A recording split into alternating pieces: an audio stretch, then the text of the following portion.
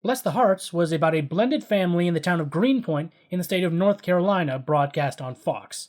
Its main characters were Jenny, played by Kristen Wiig, her mother Betty, played by Maya Rudolph, Jenny's daughter Violet, played by Jillian Bell, and Jenny's boyfriend of 10 years, Wayne, played by Ike Barinholtz. The episode begins on a chilly October around Halloween. Pretty much the entire town of Greenpoint has assembled to watch the old Greenpoint Mall, which since 2009 has served as a time capsule till the early 2000s get demolished.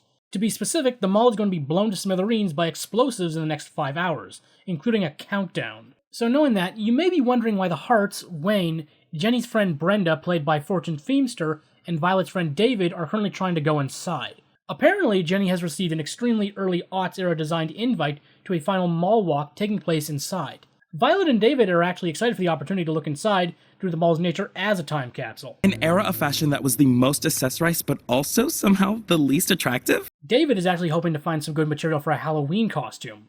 Wayne is, let's go with a bit less enthused. Mainly because unlike a lot of the men from Fox animated programming, Wayne's not super dumb. He's no Rhodes Scholar, mind you, but he is smart enough to find some of these details suspicious. For one thing, if the mall walk is above board, then why are all the doors locked and marked with stay out caution tape, forcing them to need to sneak in through a conveniently opened back door? The thing is, though, Wayne actually has another reason for not wanting to go anywhere near the mall. As we learn shortly after they enter it, Wayne suffers from automatonophobia, which if you haven't brushed up on your fear Latin means he's violently terrified of mannequins. I'm just saying there are a million reasons not to go in here right now, starting with the fact that it's condemned. It's mannequins. And we're trespassing. Totally mannequins. And the ceiling is riddled with asbestos. Mannequins. And it's wired with 1 million pounds of explosives. It's mannequins. Okay, fine. To be specific, he's terrified of mannequins due to his belief that they are extremely susceptible to possession. A belief which is pretty much just based on the 1987 movie Mannequin.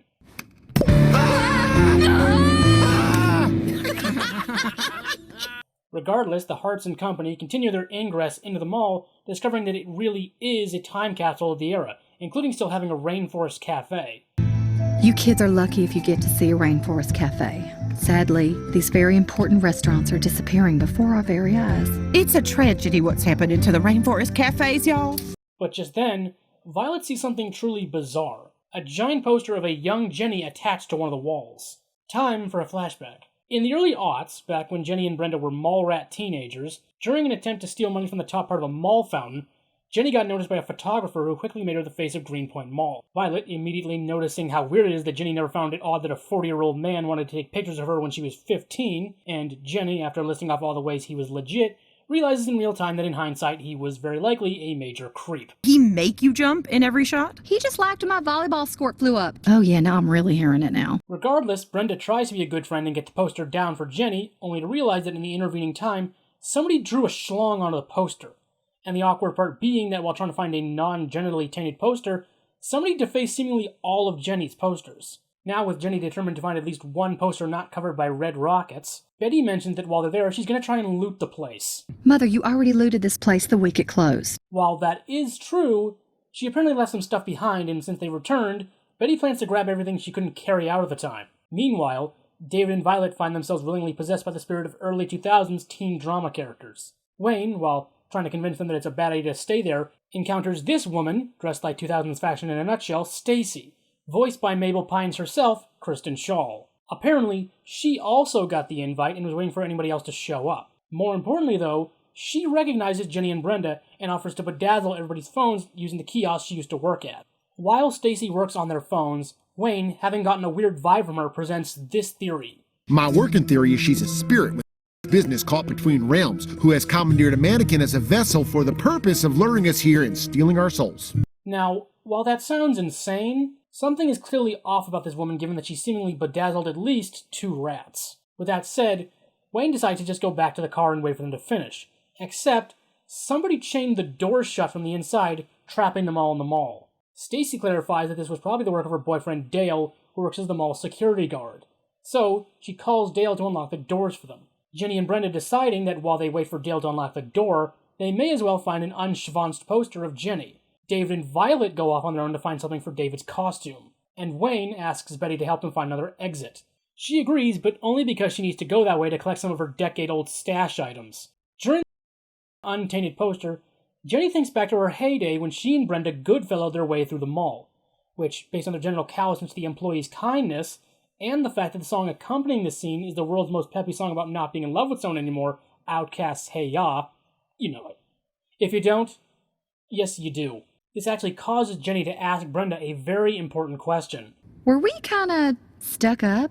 This moment of introspection is interrupted when she realizes that she's talking to the air due to Brenda disappearing. Meanwhile, while accompanying Betty around the mall to pick up all of her outdated merchandise, This is the mother load. It looks like a Corvette, but it actually rewinds VHS tapes. Wayne stumbles across the mall's security office, which has Dale's name on it, opening the door to reveal that 1, there is no Dale, only a mannequin covered in lipstick kisses the same shade as Stacy's, and 2, Stacy's dazzling has rendered their phones useless. My phone's not even in here. It's just costume gems and chains. At that same time, Jenny, looking for Brenda, discovers a mattress fort, which she quickly realizes, due to the giant Stacy's room sign, belongs to Stacy, revealing that Stacy actually hates Jenny and presumably was the one who drew willies on Jenny's posters. Jenny going out to find Violet to warn her. Unfortunately, around that time, Violet, having realized that Stacy was using a toy as a walkie-talkie to supposedly call Dale, tries to find her mom, ending up getting kidnapped by Stacy before she can. Meeting back up with Wayne and Betty, Jenny and Wayne exchange info on what they've each figured out. Betty getting kidnapped while they weren't paying attention. I got kidnapped too, you dummy! After a failed attempt to subdue Stacy from Wayne, due to him on principle never hitting a woman, he joins the others tied to the mall's carousel. You don't even think she is a woman! Well, she's still shaped like one. During their final standoff over 10 years old moldy mall food, Jenny tries to talk Stacy down, getting tied up for her trouble. What isn't helping is that for some reason ever since Stacy first showed up, Jenny has been completely unable to get her name right. Why are you doing this, Stephanie? Stacy! Stacy! Stacy! As it happens, turns out that Jenny's last flashback had a B-side in which revealed that most of the stuff Jenny and Brenda threw away landed on Stacy. Making things worse is that because of Jenny's fame, the food court staff took a table she was using and her birthday cookie to give to Jenny.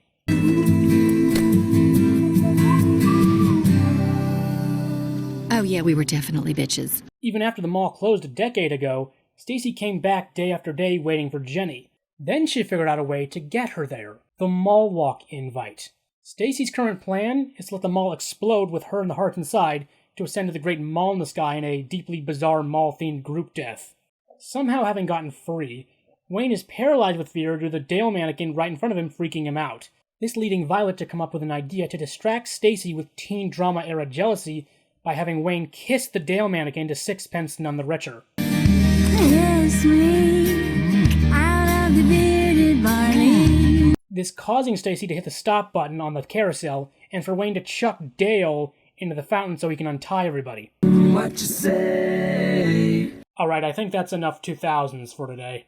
In the aftermath, Brenda, having finally found a non-defaced poster presented to Jenny, who's actually decided that this version of her ought to stay in the past, along with Violet and David's 2000s personas. Okay, I just risked my life going back in there, but whatever. Back at the house, less than an hour to Boomsday, the local news is reporting on the Harts getting kidnapped and Wayne's heroism. And then things get weird. With me now is longtime mall security guard, Dale Everton. What? As the actual Dale says, Stacy apparently died in 2002 when she got caught in the carousel. It does appear that Wayne's theory may have held more weight than even he thought. Kiss me